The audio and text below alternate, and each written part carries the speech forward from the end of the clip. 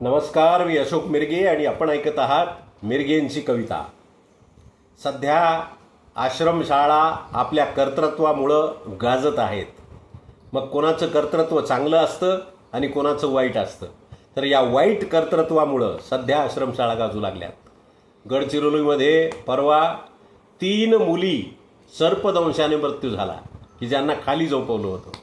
एवढ्या सुखसोयी असतात शासनातर्फे यांना, परंतु त्याची अंमलबजावणी होत नाही. त्या निष्पाप लेकरापर्यंत या योजना शासनाच्या पोहोचत नाहीत. त्यांना बेड आहे, त्यांना गाद्या आहेत, त्यांना गरम पाण्याची सोय आहे, त्यांना पंखे आहेत, त्यांना व्यवस्थित जेवायला आहे, त्यांना नाश्ता आहे, परंतु कोणी काय. हे शाळा तपासणीमधून माझ्या सर्व्हिसमध्ये आलेलं आहे, हे निदर्शनास आलेलं आहे. हे डेप्युटी कलेक्टरबरोबर आम्ही ज्यावेळेस आश्रमशाळा तपासायला जायचो त्यावेळेस त्याचे अहवालसुद्धा आमचे आश्रमशाळाच्या विरोधात गेलेले आहेत. परंतु पुढं त्याचं काय झालं हे आम्हाला पुन्हा कळालं नाही. मग हे असं कशामुळं? अशा आश्रमशाळा ठेवायच्याच कशाला?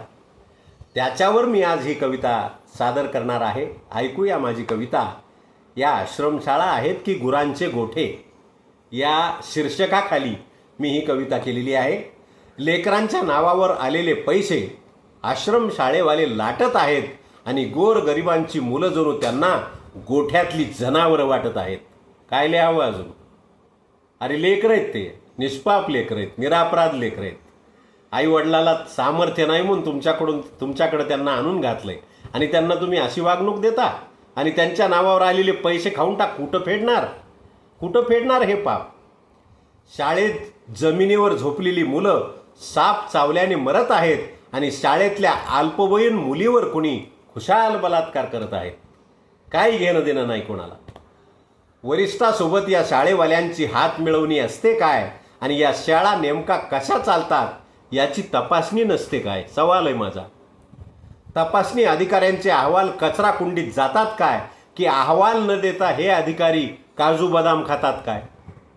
दोन्हीचा विचार केलाय मी की याच्यात सरकार दोषी आहे का तपासणीवाले नीट अहवाल देत नाहीत. लेकरांच्या नावावर अनुदान खायची या लोकांची आदत कशाला आणि आश्रमशाळावाल्यांना सुधारायला 6 महिन्याची मुदत कशाला? मंत्र्यानं डिक्लेअर केलं म्हणले त्यांची आम्ही मीटिंग घेऊ आणि त्यांना सुधारायला 6 महिन्याची मुदत देऊ. कशामुळं? रद्द करा ना त्या शाळा. काही गरज नाही.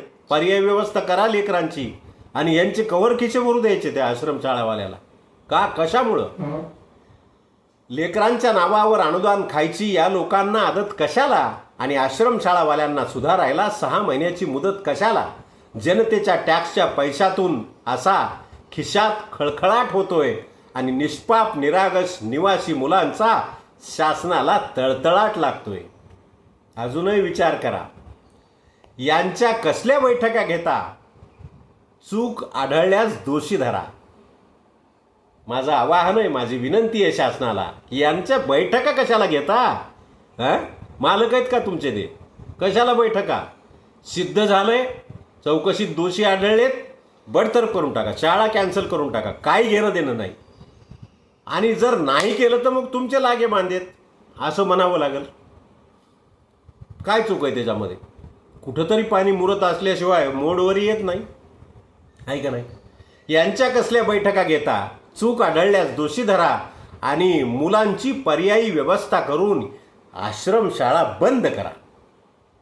मुलांची पर्यायी व्यवस्था करून अशा आश्रमशाळा की ज्या मुलांना गुरासारखी वागणूक देतात अशा आश्रमशाळा बंद करा. धन्यवाद.